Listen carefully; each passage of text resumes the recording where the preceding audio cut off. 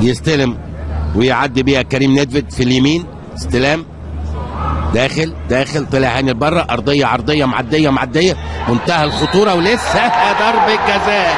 يا نهار ابيض، دفعه فعلا من مميزاته ان هو ما عندوش اي حسابات.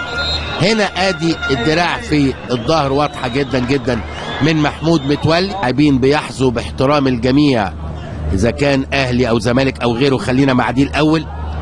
ضربه جزاء لصالح النادي الاهلي، وكالعاده عبد الله السعيد في مواجهه محمد عواد، والدقيقه 77 من زمن المباراه. عبد الله السعيد داخل والهدف. هلا حلوه. انفخ براحتك. عبد الله السعيد عيد سعيد.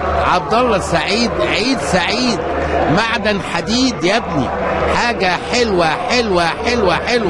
حسام البدري نطق طبعا. الله يكون في عونه. فاول واضحه جدا يا متولي، واضحه جدا واخذ انذار نتيجه هذا الفاول.